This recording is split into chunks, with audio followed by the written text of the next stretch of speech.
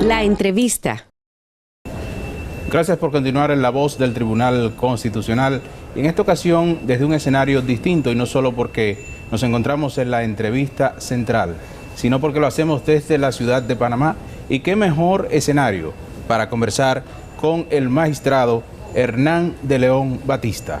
Magistrado, saludos. Bienvenido. Hola, saludos a ustedes en República Dominicana. Magistrado, abordemos temas relacionados a esta conferencia que se ha tratado acá en Panamá, Conferencia Iberoamericana de Justicia Constitucional. Sí, estamos desarrollando la 12ª Conferencia Iberoamericana de Justicia Constitucional. Es un encuentro que en los últimos años los máximos representantes de las cortes, de salas o tribunales constitucionales de Iberoamérica se reúnen prácticamente cada 2 años para abordar temas de intercambio de experiencia tribunalicia, el desarrollo de la normativa constitucional en términos generales. ¿Esta conferencia tiene algún objetivo propio para reunir a los tribunales, a las cortes constitucionales de Iberoamérica? Claro, es una reunión que como la Secretaría Permanente la tiene España, y ellos prácticamente llevan el liderazgo de los ejes temáticos y mesas a trabajar. Se trabaja prácticamente con mesas, con temas específicos. En esta oportunidad, temas del desarrollo de los derechos económicos, sociales, culturales y ambientales, que es muy importante ahora, el tema de protección ambiental, el tema de las personas en estado de vulnerabilidad, todo el tema del desarrollo también de la relación entre la justicia ordinaria con la justicia constitucional en alguna forma, y figuras nuevas que también no solamente forman parte de 22 países de la Conferencia Iberoamericana de Justicia Constitucional, sino también forman parte observadores permanentes como es la Corte Interamericana de Derechos Humanos y la Comisión de Venecia. Ejemplo, tenemos aquí al doctor Eduardo Ferrer MacGregor, que es el presidente de la Corte Interamericana de Derechos Humanos. También estas tensiones, porque a veces el derecho interno puede crear tensiones con decisiones de la Corte Interamericana en alguna forma, que por ejemplo República Dominicana lo ha tenido, igual otros países, condenas recientes como a Argentina o México, lo cual se analiza la perspectiva de este desarrollo constitucional interno, pero que también se entrelazan con los nuevos paradigmas que hay, como figuras de inconstitucionalidad por omisión, cuando un parlamento o una asamblea no emite las leyes que correspondan reglamentarla en algún momento en ese sentido. En cierto modo podemos decir que esto se hace para consolidar la unión de los tribunales y cortes constitucionales de Iberoamérica. Así es.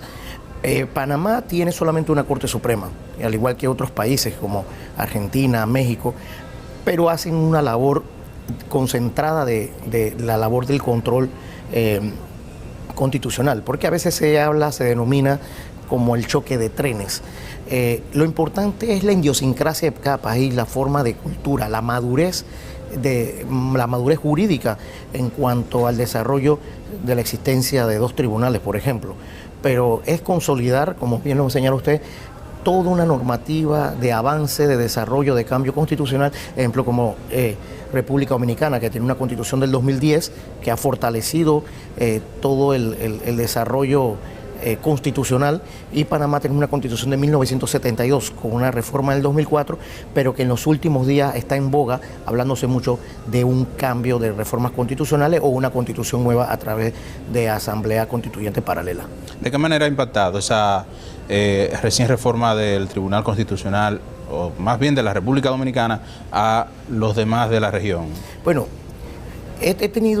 uno ha estudiado, y lo estudiamos casualmente, los participantes de los distintos tribunales, por ejemplo, con el doctor Milton Ray Guevara de República Dominicana, toda esa experiencia tribunalicia, y 2 constituciones, 2 países, República Dominicana en el 2010 y Colombia en 1991, vemos el avance constitucional de estas normas que nosotros en Panamá, si estamos abocados a un cambio constitucional, obvio no podemos dejar de ver todas las constituciones de Iberoamérica, en este caso República Dominicana y Colombia en alguna forma, y la experiencia de la Corte Constitucional de Colombia y del Tribunal Constitucional de República Dominicana.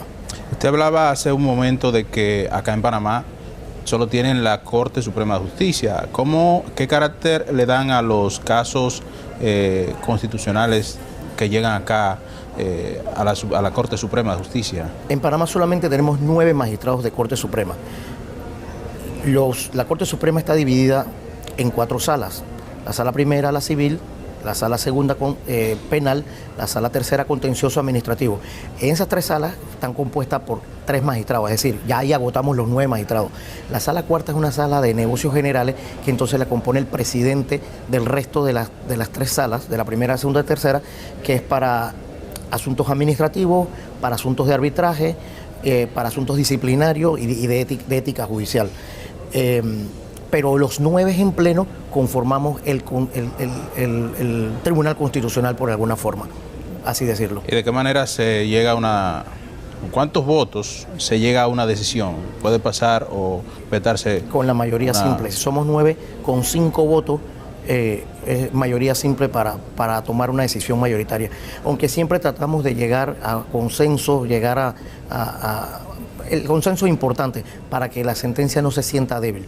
Los 9 magistrados somos en control constitucional en las acciones, demandas de inconstitucionalidad, pero también tenemos un control difuso como segunda instancia o depende de las funciones competenciales para habeas corpus, habeas data y amparo de garantías constitucionales o amparo de derechos fundamentales, que más bien se denomina ahora. ¿En qué medida se cumplen las sentencias que emite la Corte Suprema de Justicia acá de Panamá? Aquí no hay mayor problema, eso también lo hemos visto, se ha analizado aquí en esta 12ª Conferencia Iberoamericana de Justicia Constitucional respecto al cumplimiento de las sentencias judiciales, especialmente las sentencias constitucionales. Son muy aislado que se presente un desacato, generalmente pero en amparo, por el no cumplimiento de una sentencia. Es casi nulo. Aquí una decisión de la Corte Suprema se respeta. Excelente. Eso podríamos decir que ustedes no tienen mayor contratiempo con esa parte. No tenemos, se ha mantenido, por eso digo, cada país tiene su forma, idiosincrasia, su madurez cultural, así que en ese aspecto, nos guste o no nos guste a cualquiera como ciudadano, un fallo de la Corte es obligatorio, definitivo y de cumplimiento. Magistrado, siguiendo en ese contexto, háblenos si se le ha buscado alguna solución en las conferencias que se han realizado a este punto que hablamos del desacato de sentencia en algunos tribunales, principalmente de Iberoamérica. ¿Se ha planteado el tema? ¿Han trabajado para crear mecanismos para evitar que eso pase o hacer cumplir las decisiones de las Cortes?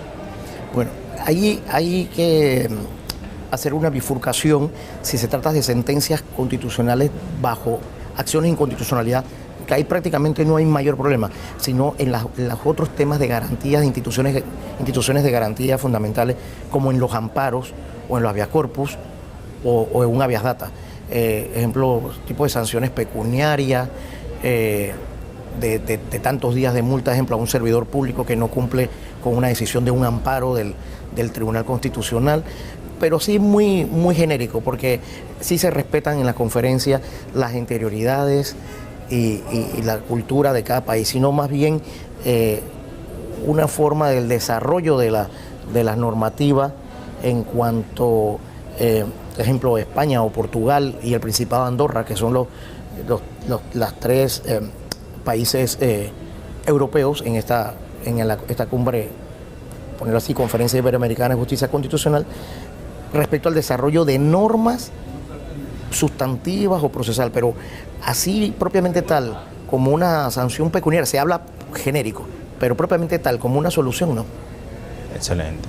¿Hay otros temas que se abordan dentro de las conferencias que se realizan para fortalecer la institucionalidad de las Cortes y tribunales que participan?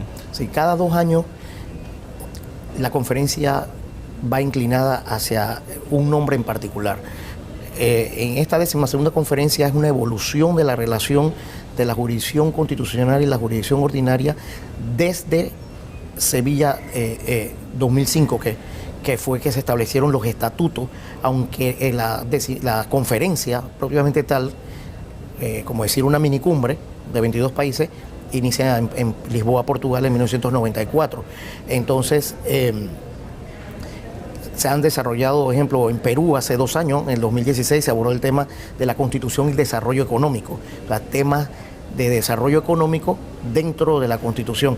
Y así, ahora en este, que es una evolución desde Sevilla 2005, es lo relacionado en esa relación de jurisdicción constitucional con jurisdicción ordinaria, que no choquen, y como le había señalado, el tema de personas en estado de vulnerabilidad, el tema de género también, que es importante, el tema del desarrollo de los derechos económicos, sociales, culturales y ambientales, y finalmente en otras conferencias ha sido el tema de la importancia de los tribunales constitucionales como en sí, como un tribunal autónomo con una especialidad muy particular.